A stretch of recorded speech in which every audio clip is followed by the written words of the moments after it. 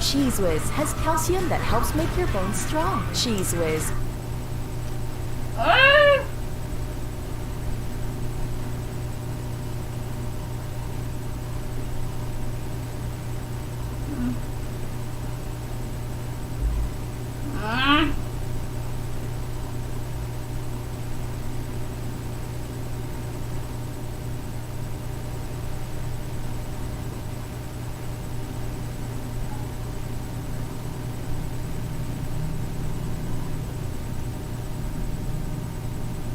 For the strength to do more. Tom, the biggest action star on the planet, is missing. You need to bring him back. On. Jodie's movie is dead. Why me? You're a stuntman. Nobody's gonna notice you. That's your job. No offense. I mean, some taking.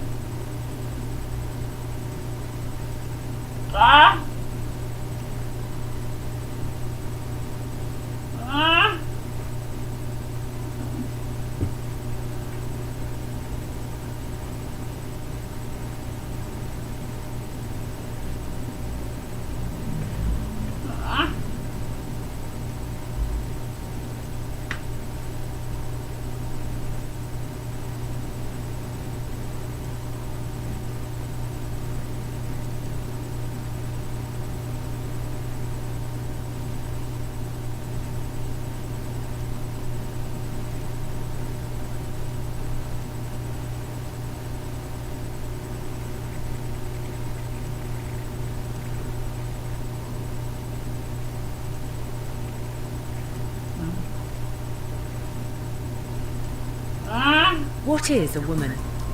This summer, the government launched a consultation in order to make it easier for people to legally switch their gender, to self-identify.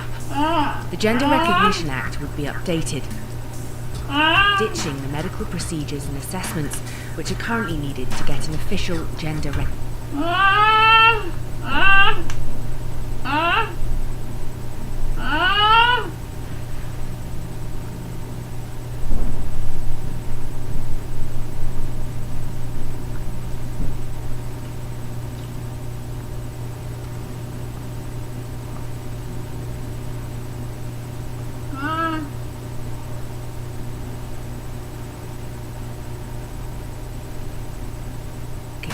certificate.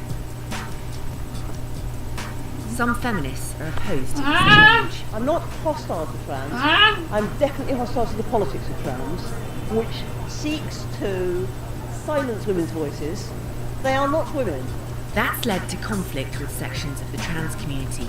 This is well-known feminist Julie Bindel being blocked by trans activists as she tries to attend a meeting. Well, are you blocking us? Don't you dare. Don't you dare. The women against self-identification have been branded TERFs by their opponents.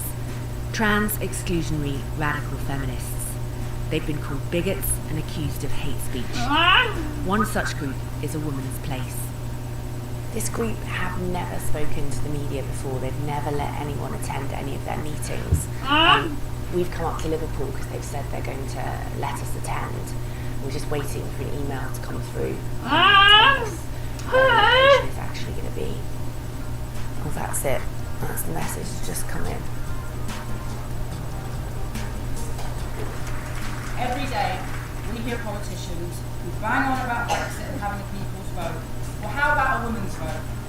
How about a woman's vote on whether we want men in our female spaces? Well, indeed, tonight's event is pretty well attended. There's well over 100 people in the room. We're filming the speakers, but we're not using our cameras on any of the audience, and that's because some of the women who are here say they fear repercussions. Women have been assaulted going to our meetings, so this isn't, it's not just scaremongering. About a year ago, we learnt about the attack on Maria in Hyde Park,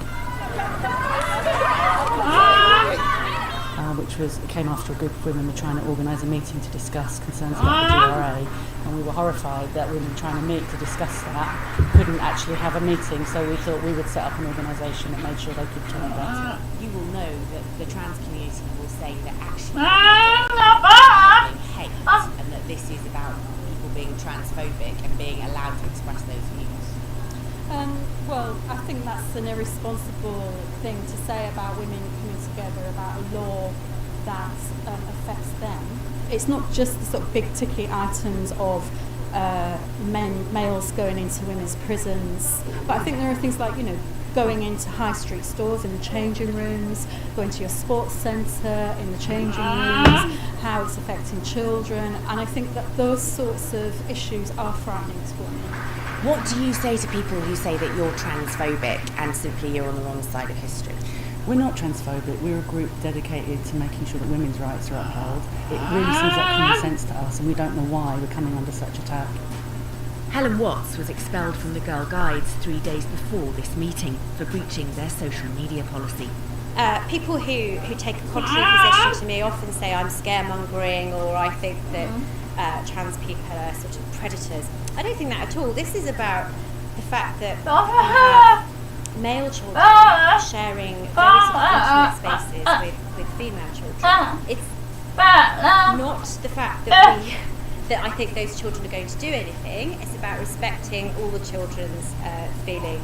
Women's Place says they are not transphobic and that a number of transsexuals regularly attend their meetings. One of them is Debbie Hayton, who's opposed to self-identification. Her opinions have enraged some fellow transsexuals. So the present law relies on a meaningful transition. Moving it to something just based upon an internal feeling of gender, well, it's impossible to measure that. So we're asking people to take us at our word. That's problematic for me as a transsexual person, because it just raises the question: if people don't believe me, then it puts me in a very, very vulnerable position. There was no opposition on the night we attended, but across the country, wherever Women's Place have met, they've usually been picketed by trans activists. 2 days after the meeting in Liverpool, the women had an event in Leeds cancelled. They're actually having a meeting in House of Lords today, so we've come along. Well, we had booked a meeting in good faith, we've been very open with the council, and then suddenly, when the venue was announced to the attendees, they just shut the meeting down. I mean, there are probably members of the trans community who would say this was a victory because they stopped you having your meeting. Well, they didn't. They stopped you discussing They it. stopped us having a meeting in the Civic Hall, but a local pub very generously agreed to host us, and so we had a brilliant meeting. We will not be silenced.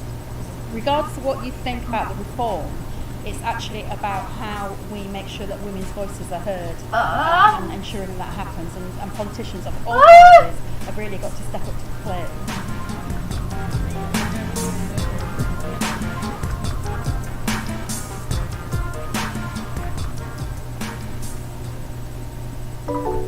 Want to travel for less?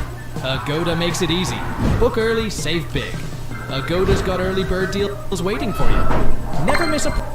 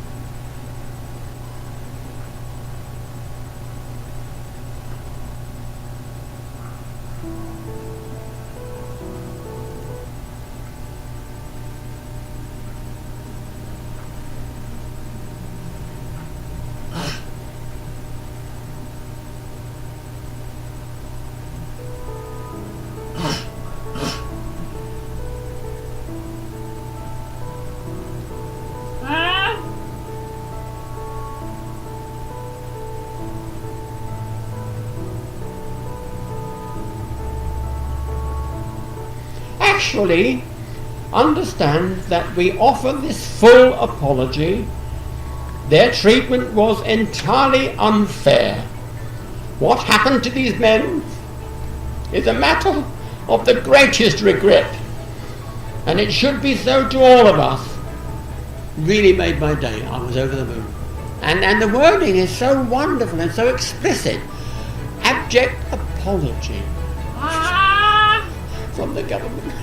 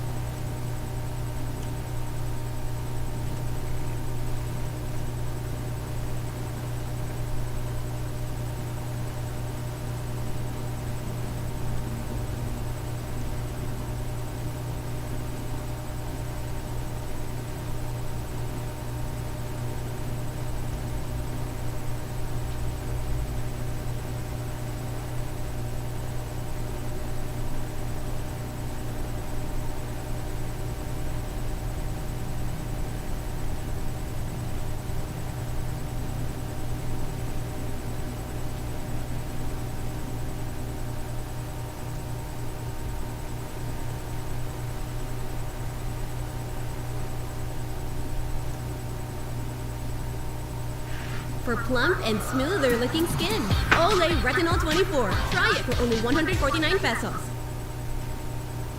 In the U.S., there are new...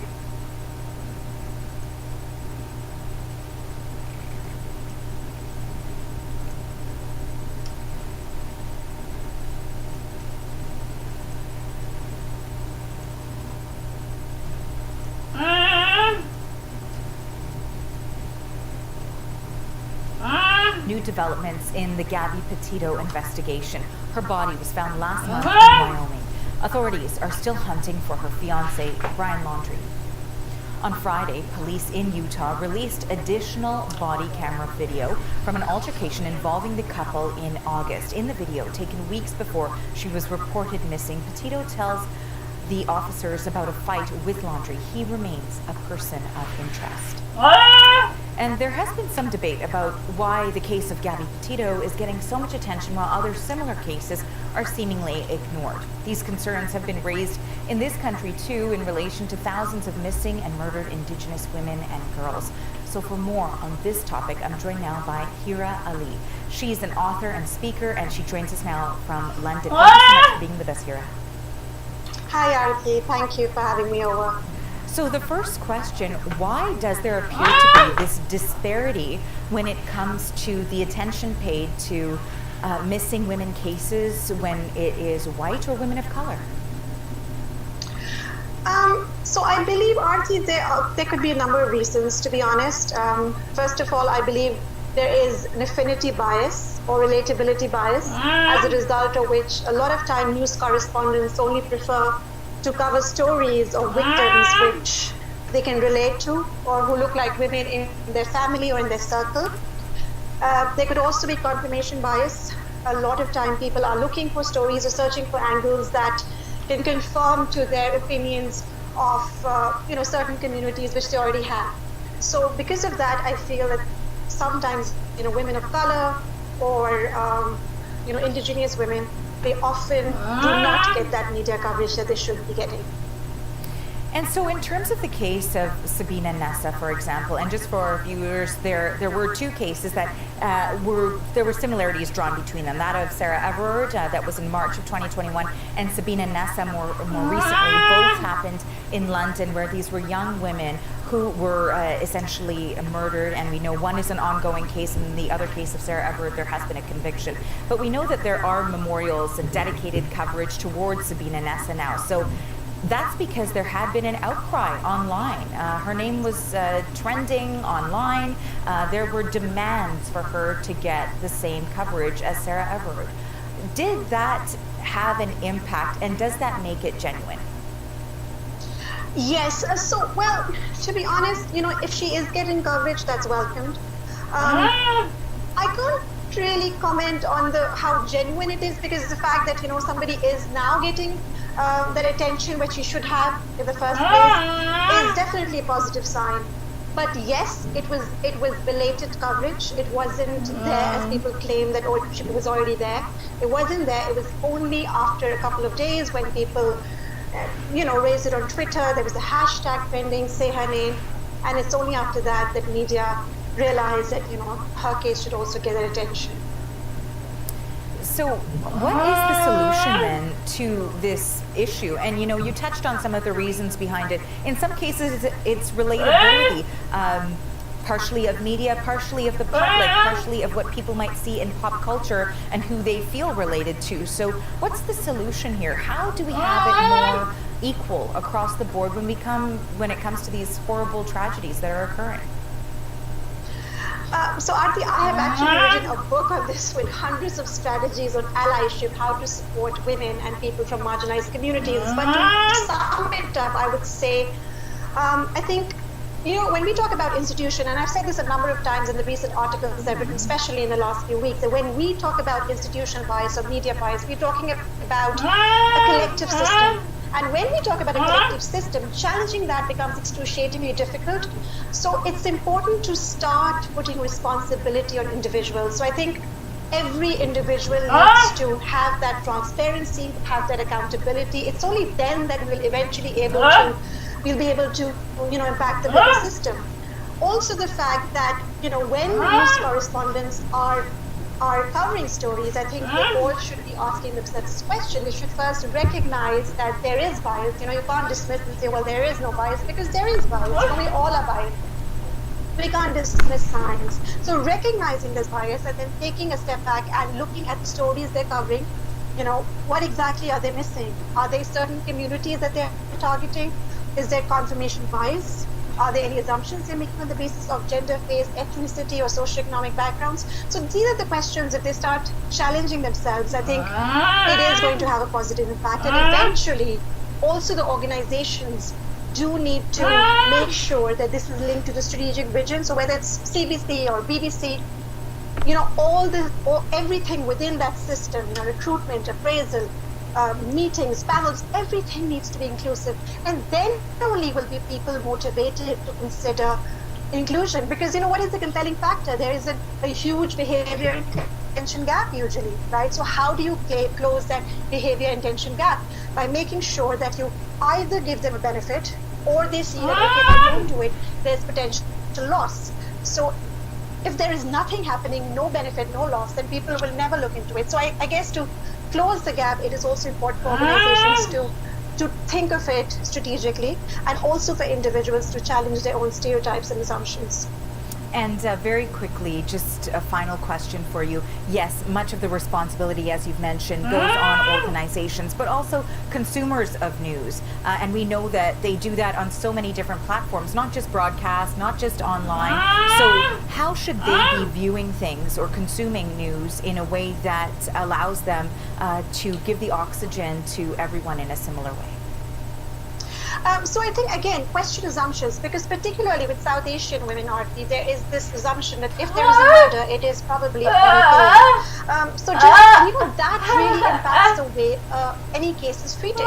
So looking at coverage and questioning, raising this concern on Twitter, on social media, on Facebook, because social media is free to use. Anybody can raise this concern. Anybody can, talk about it. So the more people talk about it collectively and raise this issue, irrespective of their color, irrespective of their faith, ethnicity, background, the more people will be heard. So I think everybody needs to challenge themselves and see what they're looking at. We really appreciate your time today on this important topic. Thank you for joining us, Hira. Thank you for inviting me, Aarti. That was author and speaker Hira Ali, and she joined us today from London. Want to start a business? Start with an address.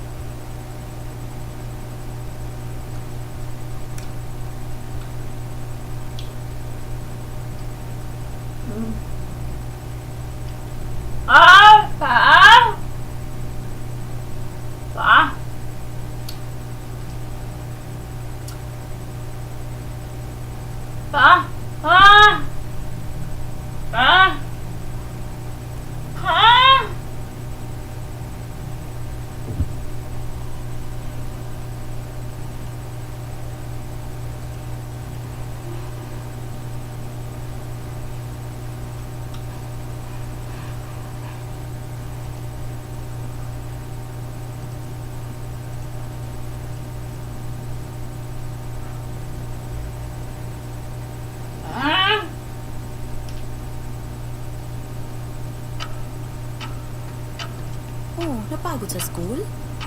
Oh! The Duchess of Sussex has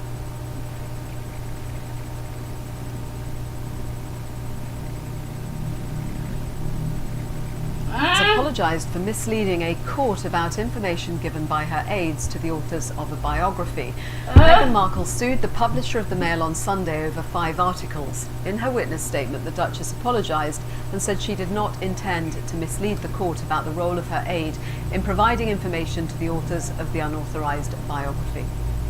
The hearing this morning has focused on a distinction between what was intended to be public information and what was intended to be private. Now, we know obviously that earlier this year the Duchess of Sussex was successful in her claim against the Mail on Sunday. A court ruled that it was an unlawful publication of that letter from Meghan Markle to her father. The newspaper's lawyers are trying to have that decision overturned. They believe that it's possible that part of the content of that letter was possibly intended for public consumption. Now, the key thing that we're hearing over the last couple of days is about what information was shared and how much she knew it was being shared. Previously, the Sussexes have said that a spokesperson said the couple did not share any information, did not contribute to a biography called Finding Freedom. However, yesterday in court, a witness, a senior aide to the Duchess, said that actually there were a number of meetings, both in person and over email, about that publication, that the Duchess of Sussex had shared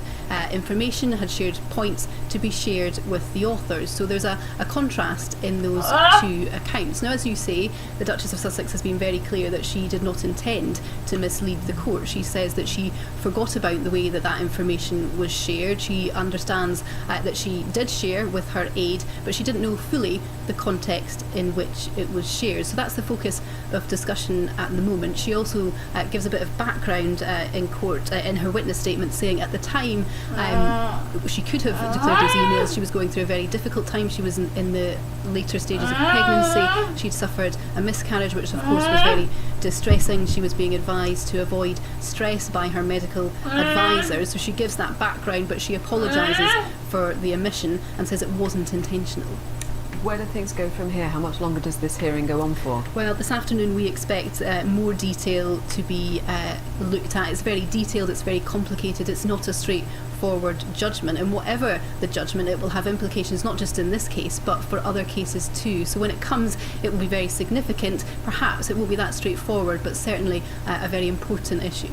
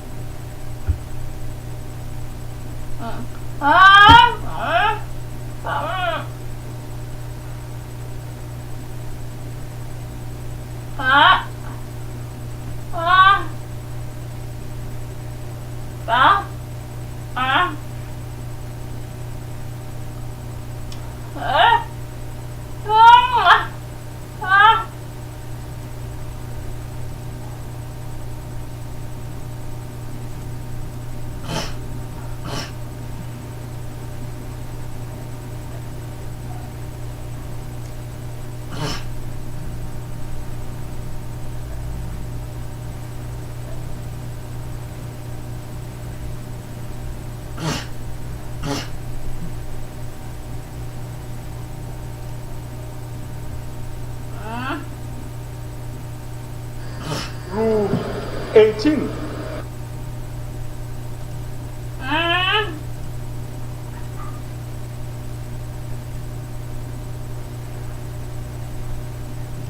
Sub-rule 3. The proposed legislation seeking to amend Section 11, subsection 4 of the 1999 Constitution as amended is one of the bills considered in plenary.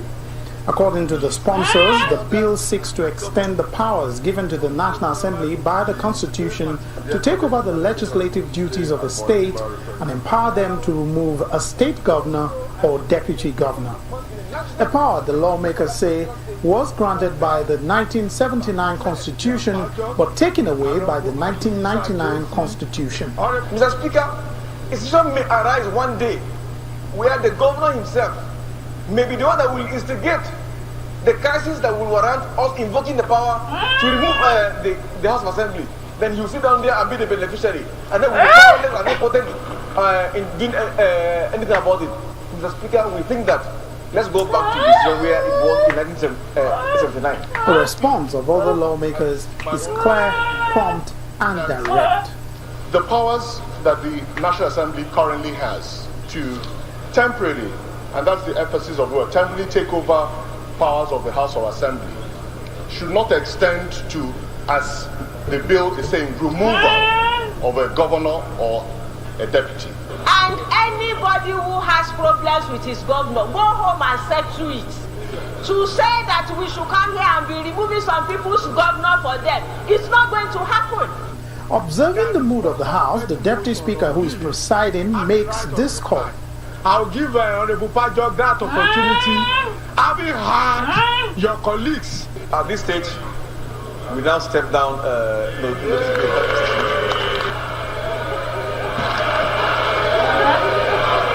Thank you very much.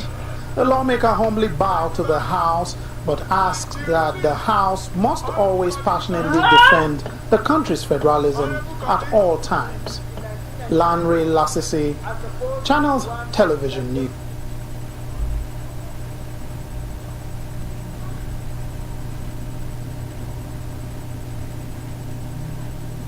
KCC 30 million mega raffle. Rule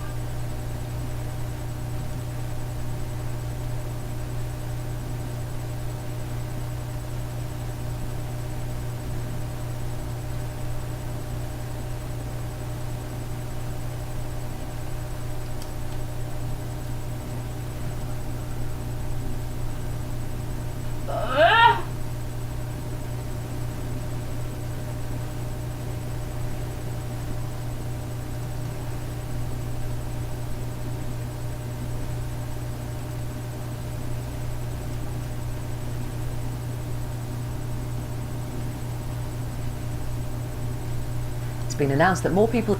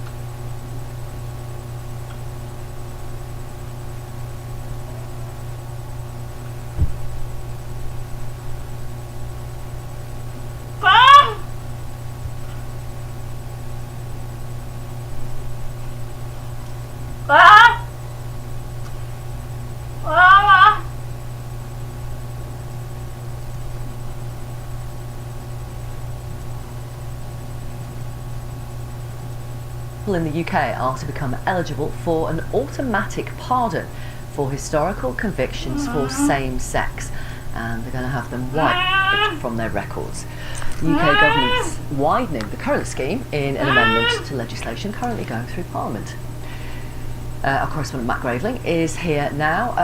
Tell us more about why these pardons are being widened, essentially. Well, Victoria, the government are calling this righting the wrongs of the past. Now, the wrongs they're referring to are criminalising people for having a same-sex relationship. Now, historically, there were a number of laws against same-sex relationships, which saw people fired from their jobs and even sent to prison. Now, obviously, this ruined people's lives, not only at the time, but in the years that followed, with people having it on their record. So even today, if they went for a job, they would have to disclose this conviction. Now I'll tell you about the changes that the government are making in a moment, but first I just want to play a clip from Dr. Carl Austin Behan. Now he's the former Lord Mayor of Manchester, he's an RAF veteran, and in 1997 he was in the forces and was asked if he'd had homosexual preferences. I realised that I either become true to myself or I just, I'd lie about it, and I just burst into tears. And I lost my job straight away. I was marched off, I was given a police escort, and I could have gone to prison back in '97 for 6 months just for being gay. As I say, you lost everything within 10 minutes. I was marched off the camp, I was given a police escort, kicked out, and as I say that, 1997, so it's in within our time, and I challenged it. And I did. I wrote to sort of Tony Blair. I wrote to Graham Stringer, my MP. I wrote to the MOD, and it was just because of the fact that I was classed as incompatible to service life for being a homosexual. Victoria, 25 years on, you can still hear the upset there in Carl's voice. So what's changing? Well, since 2012, people in England and Wales have been able to apply to have historical same-sex sexual cautions and convictions disregarded. However, campaigners said that the list was too narrow, it didn't include enough offences, and that's what the government are looking to change. Now, the Home Secretary said they will extend the government's disregards and pardons scheme to ensure that anyone convicted or cautioned under laws that have since been abolished can apply to have them wiped from their criminal records, and this will also include people who have since passed away. Now, how can they? I mean, that's one of the arguments. They shouldn't have to apply. It should just be done, shouldn't it? Sure. Well, the government say it will be for people who have passed away. It'll be automatic because in 2017 they brought in Turing's law, named after the wartime codebreaker Alan Turing, who was convicted of gross indecency for homosexual acts. He was pardoned 60 years after his death. So in 2017 they brought in that automatic clearing of records for people who had passed on, and they say it's going to be a further adaptation of that. I just want to bring you briefly, Victoria, a response from Stonewall Charity for LGBT Rights, and they said they welcome this news, and they told me that countless gay and bisexual men have had their lives and careers turned upside down from the burden of carrying these unjust convictions on their record. Now, while the grave harm this has already caused cannot be undone, the Home Secretary's decisive action is a huge step towards righting the wrongs of the past and will ensure thousands of people will be able to move forward with their lives with a clean slate. Thank you very much. Thank you. Looking for great hotel prices? Plan your perfect stay with Agoda. Cozy, fancy, or budget friendly.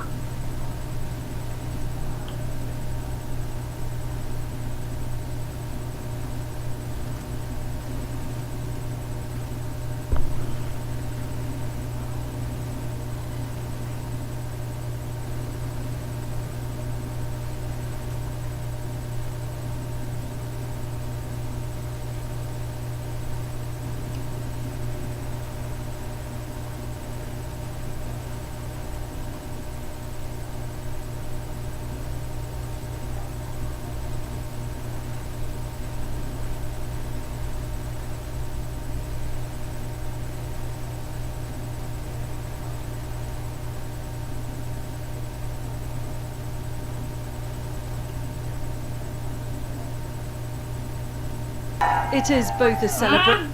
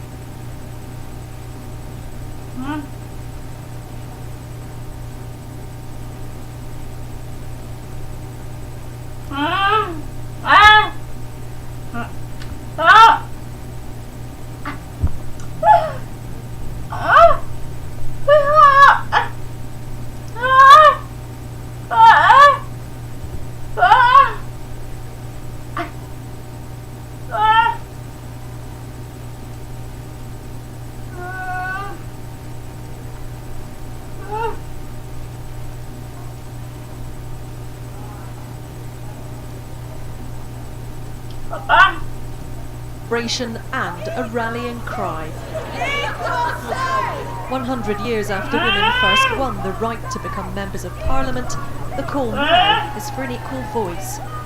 Female and some male MPs gathered for a photo call in Westminster Hall, along with the many women they hope to inspire to stand for election and create a 50-50 parliament.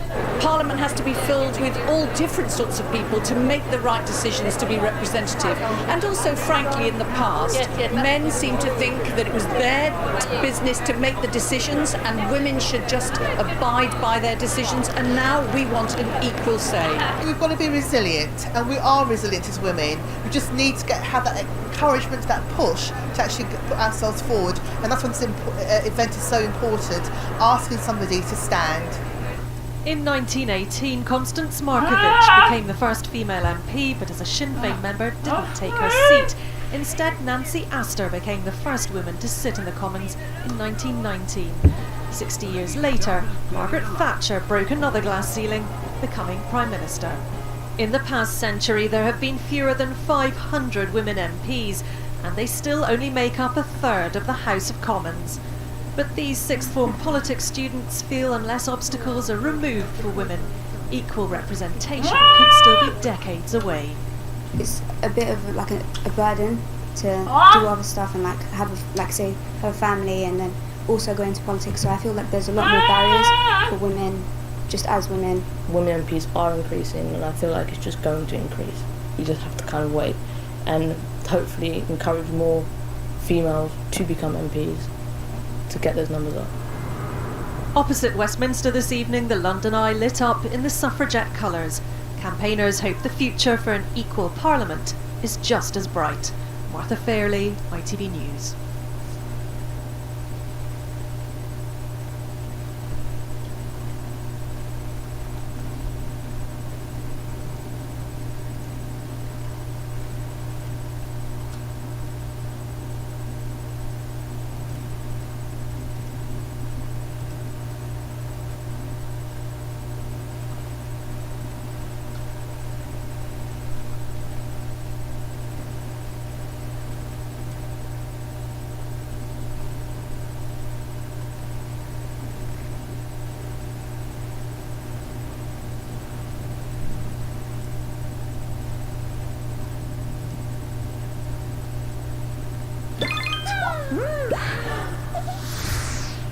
This is fried chicken, and here's one.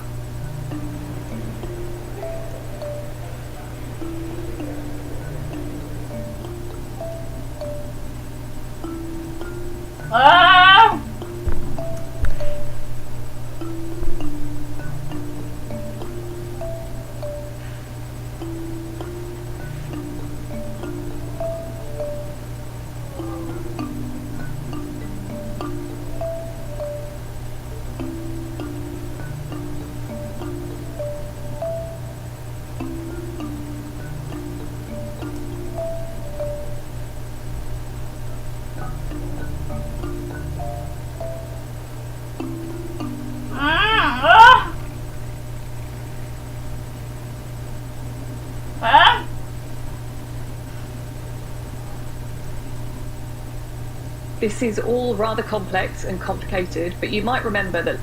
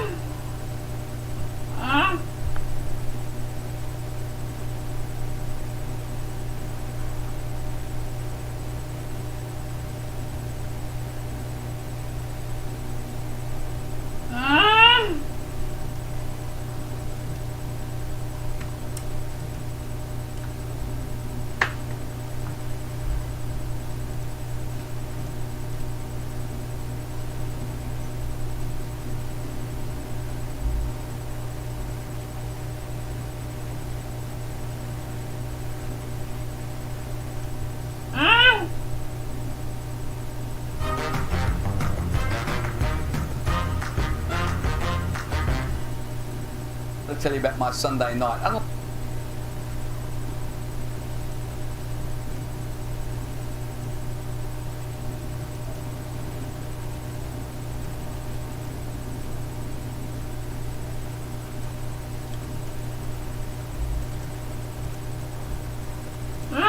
Like you two who were not optimistic about our chances of winning a gold logie, I tuned in to the logies. And you know what I was hoping for? Not just a gold logie, but I was hoping for, you know, constitutional.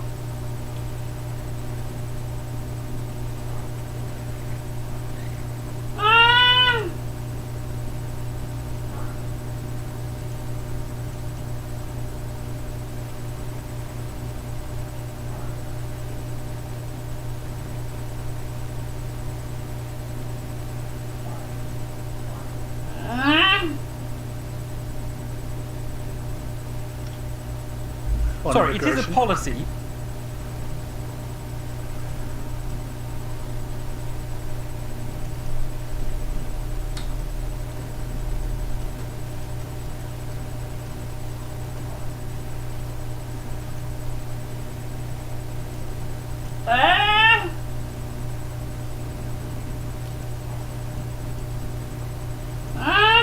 To get immigration down to tens of thousands, isn't it, or is it not? It's our ambition to get it down to Is it a policy to get immigration? I'm so sorry, is it not a policy to get immigration It's an down? ambition, and we've had it in previous manifestos. Oh, hang on, what's the difference between an ambition and a policy? I mean, you've had it in previous manifestos and you've culpably not delivered it. So I have assumed by repeating it that there was some meaning to it this time. Well, it's our aim to continue to bear down on immigration, and of course, for the first time, this is going to become easier as we leave the European Union.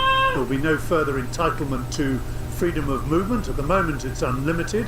Anybody in Bulgaria or Lithuania can up sticks and we come know here. you were nowhere near it, even on the overseas people, even if we disregarded all the EU immigrants, you were nowhere near it. Right, so it is something we can expect you to deliver. It is an aim, and it is an aim, and you are going to deliver it, correct? It is an aim, and we intend to continue to aim to reduce the level of immigration as we've set out. So, Michael, this is sounding a little bit weak, if I may say. So, I thought your policy was to get immigration down to the tens of thousands. It sounds like it isn't your policy at all. It is. It's our aim. I've said that. Right. It's in our manifesto. Well, if you've said it, We you've just want to made get it it down. Right. And Okay. we will get it down.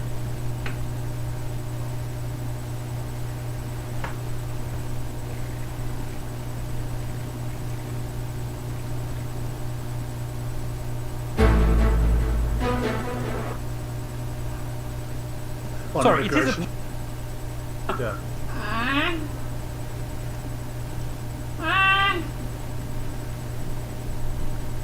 You just now repeat. Right, And okay. we will get Now, it down.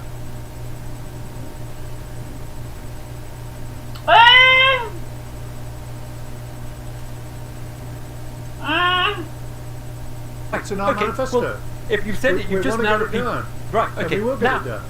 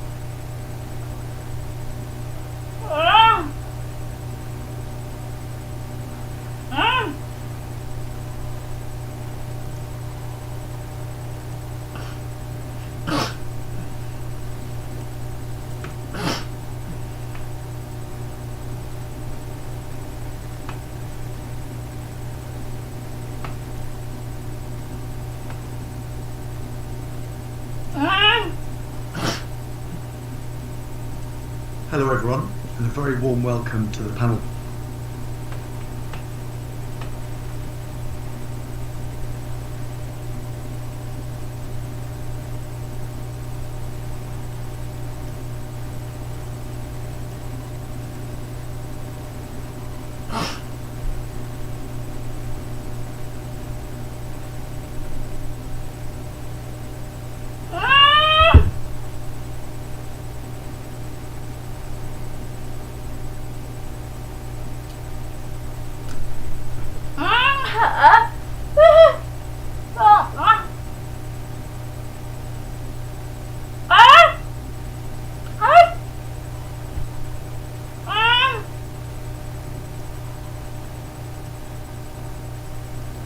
Discussion today, which is launching the Institute for Government and Bennett Institute review of the UK Constitution. My name is Michael Kenny, and I'm director of the Bennett Institute. My colleague Bronwyn Maddox from the Institute of Government will, we hope, be joining us shortly. She's having a few technical problems at the moment. Just before we begin the discussion, let me just go over some of the housekeeping arrangements for the event. We'll be live tweeting from IFG events using the hashtag IFG Bennett Inst. Please do follow us and tweet along. Please also send in your questions as early as you like, and if you can give us your name, where you're viewing from, that's always very helpful to see. And you can post questions in the panel on the right of the screen. We will have a video and sound recording on our website within 24 hours. And let me just say one or two things about the before I do introduce the panel. This, for any office reasons, feels like a very timely moment to consider how well our constitutional order has withstood the political turbulence of recent years, ongoing political turbulence. Whether this is a genuinely constitutional moment, as historians would put it, I think remains to be seen. But there is certainly a strong case, we feel, for looking again at some of the UK's governing institutions and constitutional relationships and asking what the priorities for reform should be in the near term. One of the distinctive features of this project is that it will be informed by a wider research endeavour, which will come from the Bennett Institute, but we will also be looking to commission work from other experts on some of the issues that we will be looking at. So in the next 18 months, you'll see different outputs from this project, more conversations like this, and different kinds of public engagement, including, we hope, as things open up outside of London, as we want to move around the country to talk to people about, to get their views on some of these issues. I have no doubt that the work we produce will not be the last word on the subjects that we will cover, but what we're really trying to do is to stimulate a richer, a more informed and maybe more balanced discussion on some of the different constitutional questions that have been posed by recent events and the different options that lie ahead of us. Today's panel, I'm sure, will be an excellent starting point for the conversation that we want to promote. So let me just move to introduce our panel to you. First of all, we have Dr. Halima Begum, who is Chief Executive of the Runnymede Trust, the United Kingdom's leading race equality and civil rights think tank.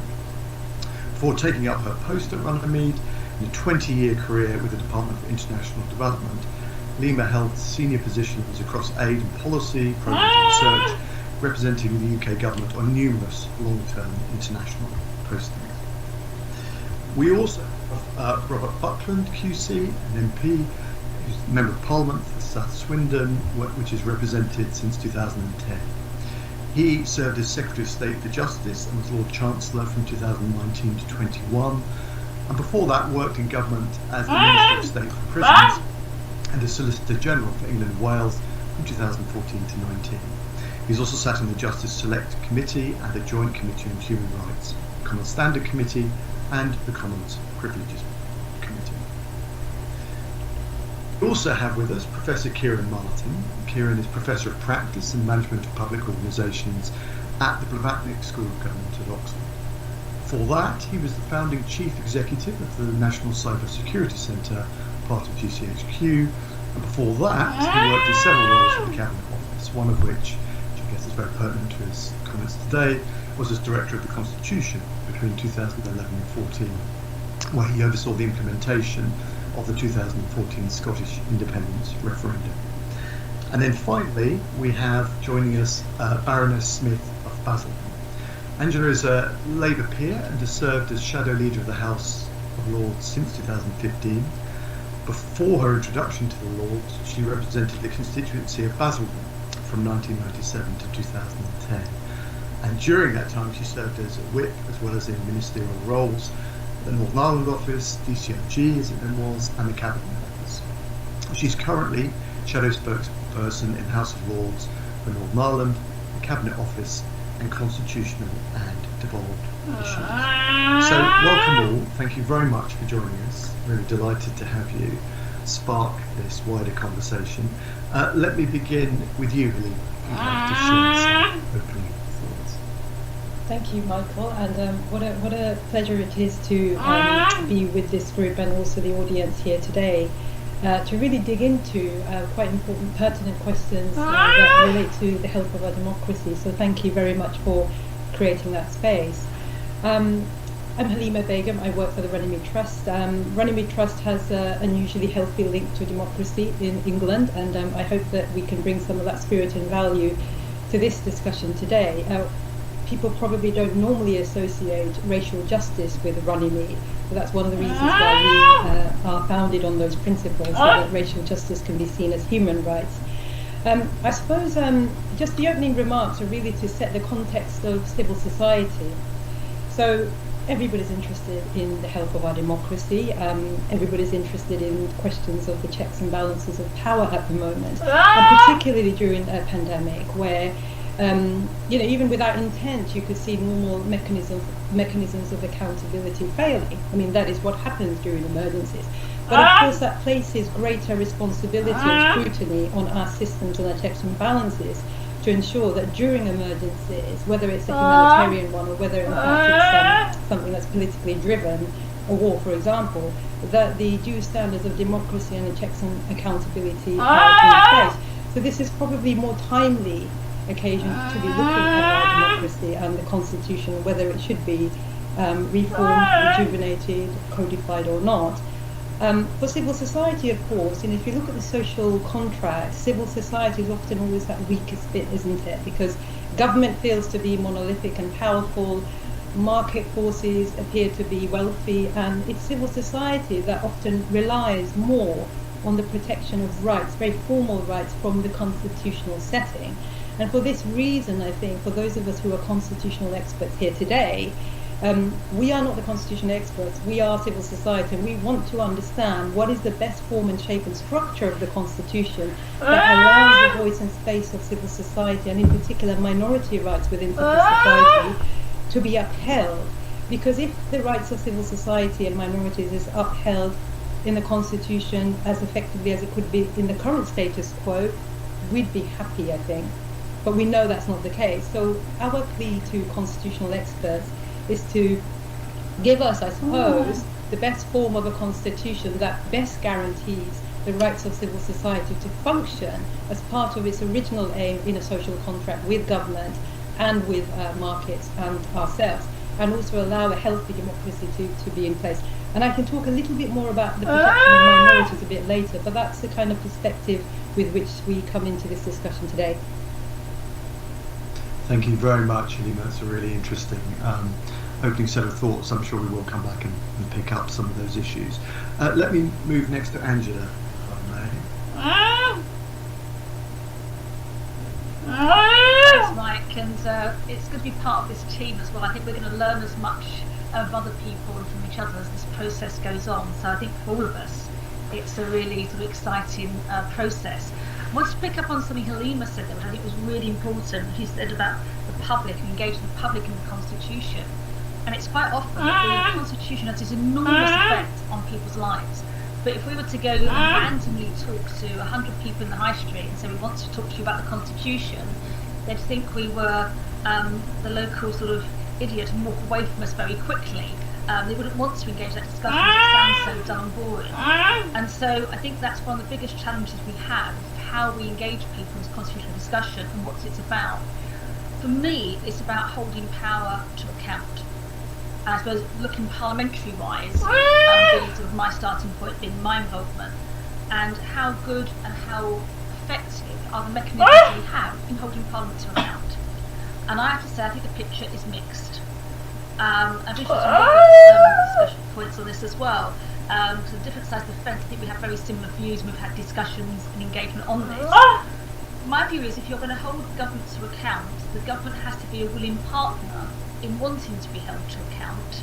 And also the press and people outside Parliament have to understand what those roles are. They're part of the democratic process. And far too often, any challenge of government, and I think it's happened more in the last few years, is too often seen as unwelcome, unwarranted, unjustified. And some of the attacks, I think, on parliamentarians, the House of Commons,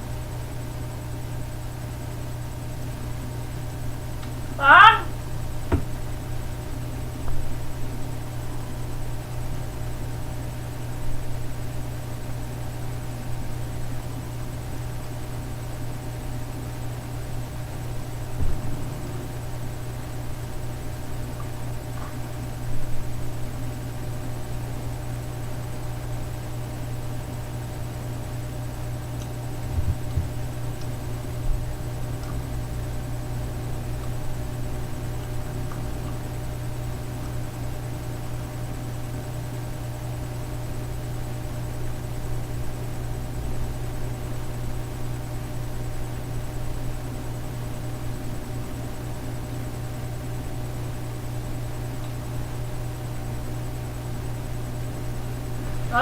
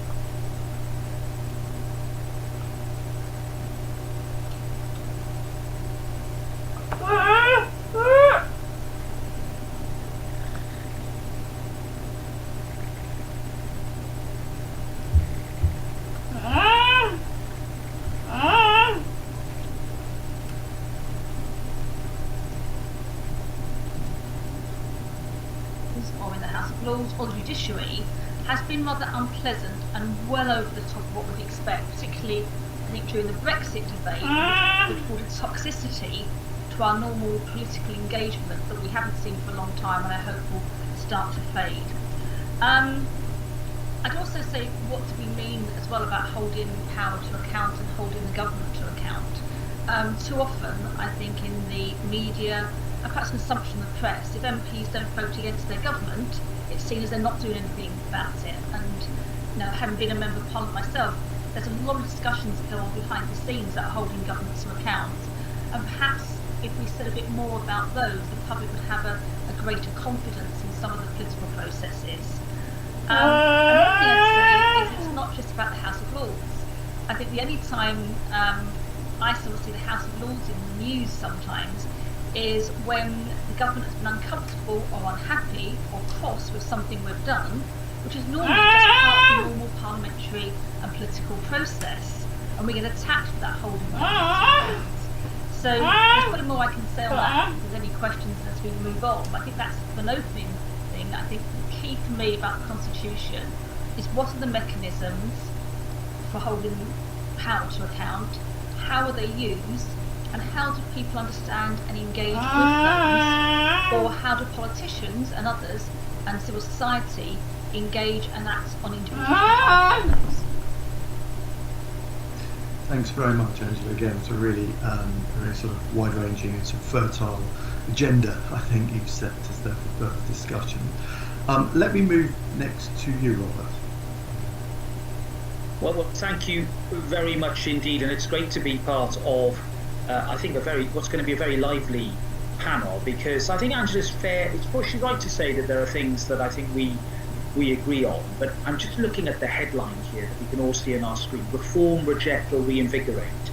And the first question I always ask myself, I suppose because I am a conservative fundamentally, is why reform? I want to sort of gently but firmly challenge the groupthink that might arise from panels like this that says that everything is terrible and we need to change it all. I don't believe that. I really don't. I think Angela's mixed picture is probably closest to the mark, but that does mean there's a lot of things actually that work in our Constitution that we shouldn't forget about. And when we talk about tension, it's a bad thing. Actually, I think that's not fair. I think tension is actually often a very good thing. I think tension between different arms of the Constitution shows that they are alive and that they are fulfilling their various roles. And even trenchant criticism isn't something that we should worry about. And where I think we should all worry is if there is a continual impugnment of motive and a suggestion that somehow because somebody disagrees or one arm of the Constitution is in conflict with the other, that somehow it's born out of an improper or impure or inappropriate motive. It's that sort of, I think, dire discourse that has entered public debate in recent years, which does fundamentally concern me. And therefore, I think what we should be looking at as we move forward with this review is reinvigoration. I think that last is something that excites me more than anything, because I believe that we've got a lot of the tools there already. It's just that we don't necessarily use them as wisely as we should, or use them at all. And that's to answer Halima's point about civil society and its involvement in what is a representative democracy. And the fundamental question here is representative democracy bust? Have we come to the end of the road about people like me representing 75,000 adults and 25,000 children in a corner of the kingdom, or is there something more direct? I suppose I would say this, wouldn't I, Andy Rice Davis? But I do think that representative democracy is a good thing, and it needs to survive and it needs to thrive. Otherwise, the country, I think, does become a rather much more difficult place to govern. But at the heart of it all, what I'm interested in is practical solutions. So I see a lot of criticism of government, and having, like Angela, been in government a fairly long time, I can tell you that not all of the assumptions made about government being sort of continuing sort of behemoth that wants to absorb more power are correct. Government can be secretive, it can be defensive, it can be obtuse, and often it's its own worst enemy.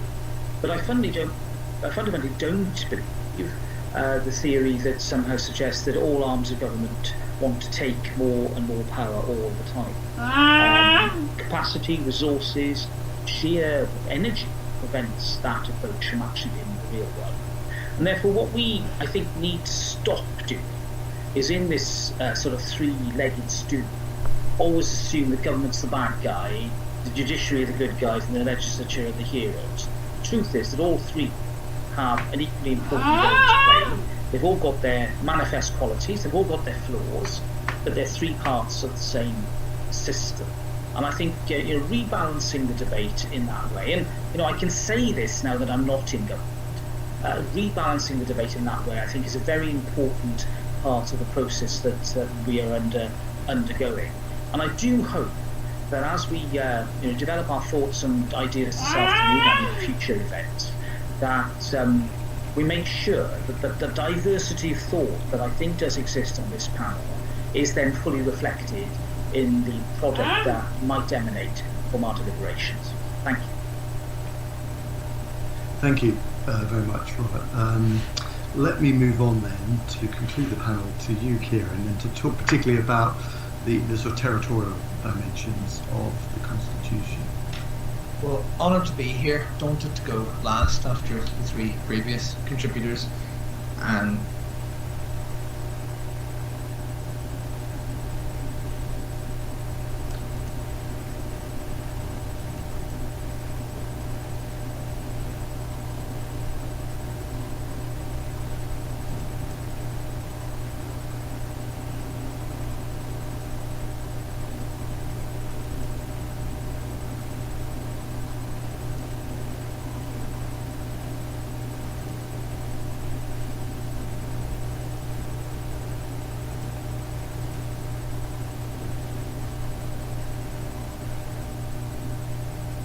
a lot to pick up on Halima's points about how power is exercised, Angela's points about how it's held to account, and Robert's very challenging test of work out what's wrong with it, and don't confuse tension with a problem, and don't confuse a problem of politics with a constitutional crisis, I think are all good tests. So I will try to say a few remarks about the other question which we haven't really touched on, I suppose, which is where power is exercised, and again, not trying to grasp, to mindful of Robert's test for structural and radical solutions, but just throw out some thoughts at the beginning. So starting with England, where we're not talking about national tensions, we are talking about essentially some of Halima's points about empowerment of civic society, we're talking about the issue of the moment, about regional balances and leveling up and so forth. And I just remember an anecdote from my own career about just shy of 10 years ago, and when city deals were being done and all regional deals under the coalition, and just some of the ways in which they were done, I think, represented some of the ambiguities So I was sponsor for a region hundreds of miles from where I lived, where I tried to get off to as often as I could, but I had no affinity with it, and did my best. It was a negotiated settlement of earned autonomy, where well-meaning and hard-working local business leaders and elected representatives would submit plans. We would sit in Whitehall committees, and very junior people and people who with even less experience of the region than I would make points about, and this is a real example, about the inadequacy of evidence presented by the local community about transport links in Norfolk and Suffolk, and therefore that the settlement would be somewhat different. So if you're looking for things around how to examine how the Constitution and how the dissemination of power works in this country, I think there are things just about the functioning of government in that respect. We cannot make our mind up sometimes whether we actually want to. It's to Robert's point about is government trying to hoard power? Sometimes it just cannot make up its mind whether it's actually prepared to let go or prepared to centralise, and we end up in quite a messy way. And I think this applies even more to some of the territorial aspects, which of course are existential for the country. There's a brilliant quote in the recent House of Lords report on the Union from Professor Michael Keating, and just bear with me and I will read it. It says there are two interpretations of the devolution settlement. One's based on the traditional doctrine of parliamentary sovereignty. Westminster's merely lent powers to the three devolved territories that can be reclaimed at any time. The other is that devolution represents a substantial constitutional change and requires a modification of our understanding of the Constitution. And he says correctly, the former view is legally right and it's all consistently held by the Supreme Court, but it's politically incomplete, but in a way that we haven't quite understood. And I think this goes back to different perceptions of the way we engineered the new constitutional settlement a generation ago, in Scotland in particular, and of course in the unique circumstances of Northern Ireland. It was a very emotional exercise about redesigning the way that the territory of the country was run. In Whitehall, it was a technocratic exercise about which powers to keep, which powers to retain, how money would flow, and so forth. And we failed to just try to have the discussion about how the state was being reconfigured. And now with a bunch of powers coming back from European level, we're doing the same thing again. We're just arguing, competing, contesting, rather than thinking through the nature of the society. So I'm not trying to prescribe things. I'm not defaulting to federalism or more powers, although I see the Secretary of State for Northern Ireland appears to have gone outdone a lot of us on Deagle Max today. But that's a story for another day. But I do think this conversation about where power is exercised is going to be a fascinating one for us to probe, with a very complicated set of dynamics and potential answers. Thank you, Kieran. Again, really admirable, sort of interesting, challenging set of reflections, really incorporating to today's event, so well done. I'm just going to bring in Bronwyn Maddox, Director of the Institute for Government, because she wasn't able to join us earlier, just to offer her welcome, and then I will turn to put a question to each of our panelists. Over to you, Bronwyn.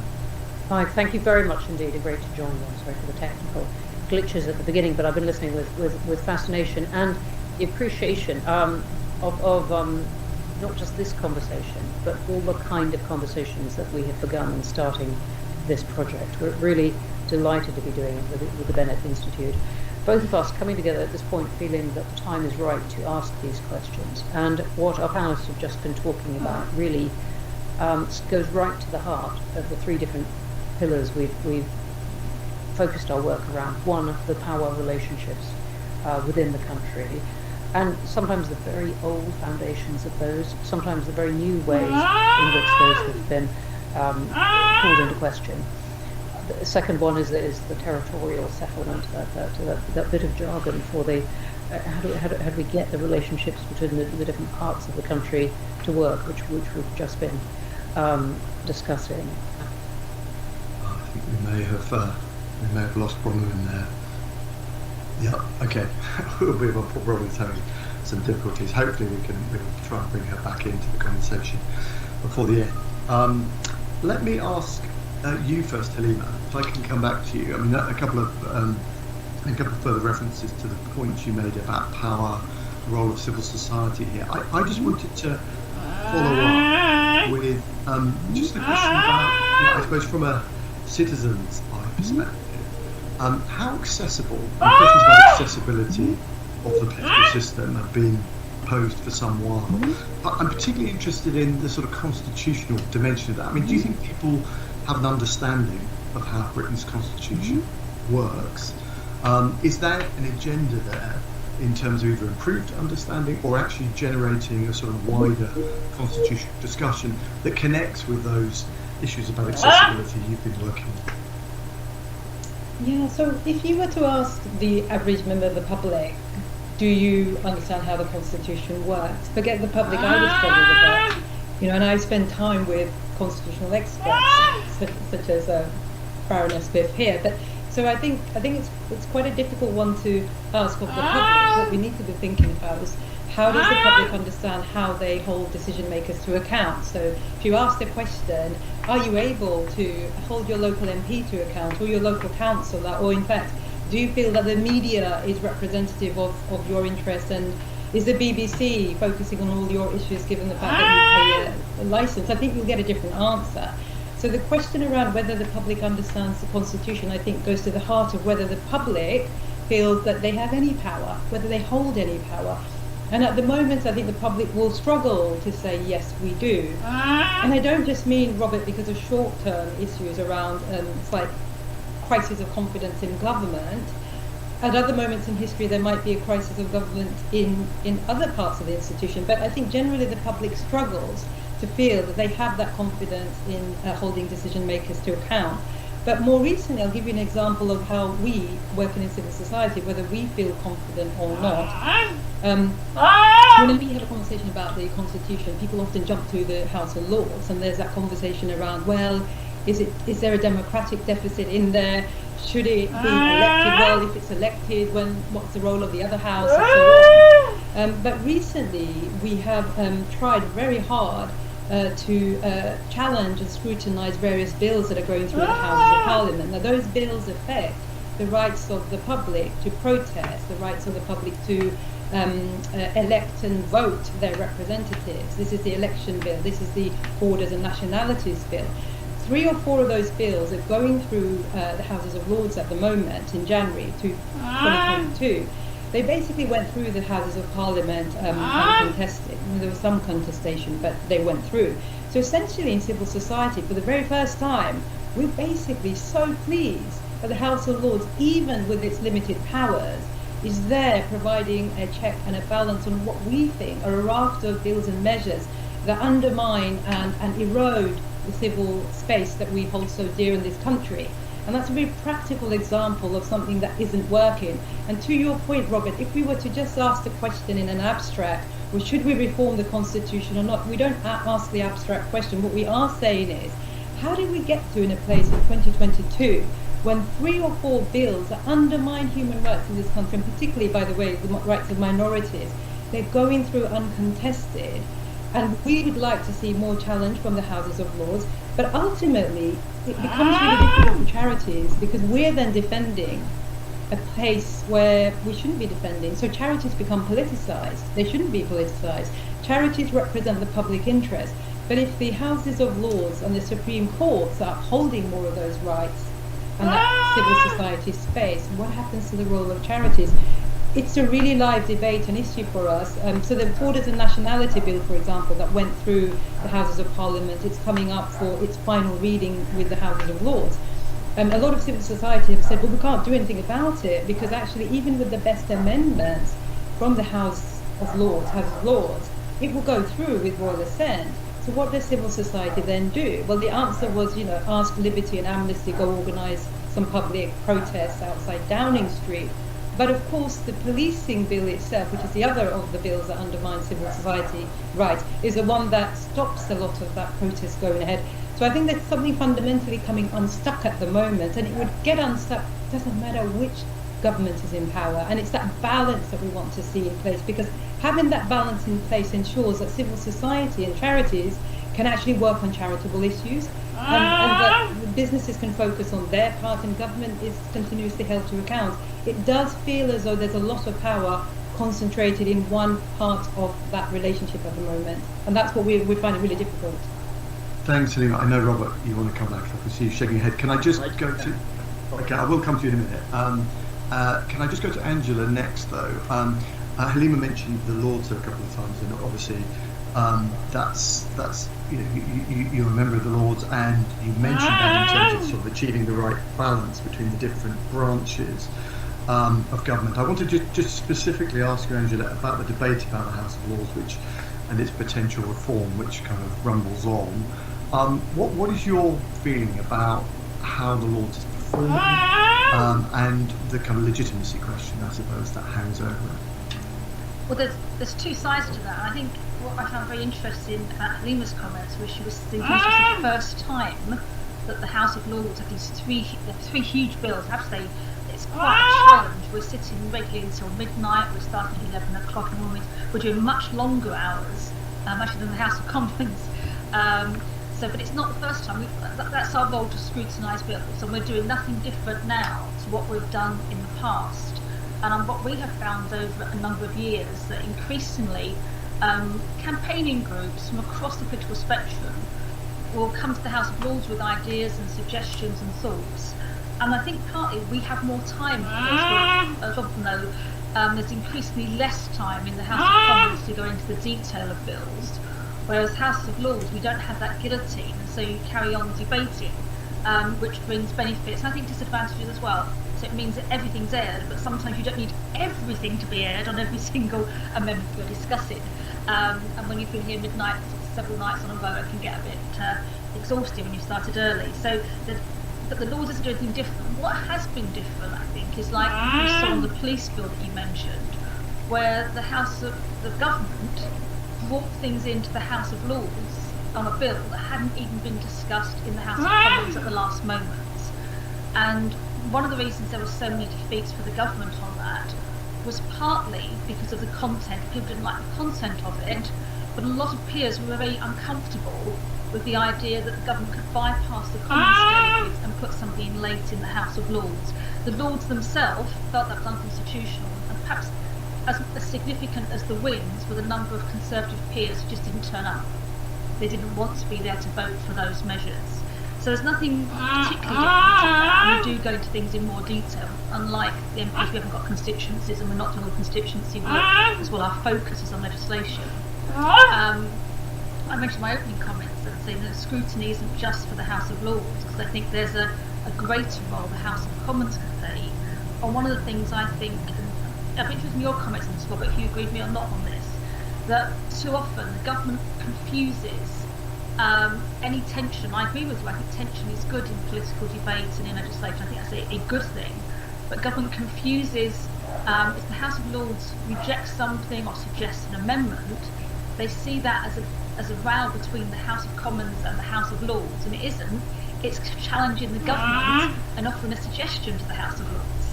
And the government likes to confuse the House of Commons with government because it has a majority and thinks whatever it can do, it should be able to get through the House of Commons. And that makes it very difficult for MPs who, if they argue against, even on a non-binding opposition day motion, they threaten MPs with losing the government whip, as some have done, and that makes it very hard. So that's why I made a point at the beginning. There are MPs that will speak behind the scenes to ministers to try and change things. So at the moment, though, that isn't welcomed by government. So a lot of the scrutiny role falls on the House of Lords. But I think, I have to say, the work pressure on the Lords in the next few months, we come to the end of session, is great. In terms of legitimacy, I always wonder how much legitimacy a government wants a second chamber to have. And I think I'm greatly in favour of House of Lords as reform. I'm not so enthusiastic about an elected House of Lords. One of the things I think, if there was to be an elected House of Lords, you have to look at the different relationship between the House of Commons and the House of Lords. And when people talk about changing the House of Lords, reforming the House of Lords, moving the House of Lords to York or Glasgow,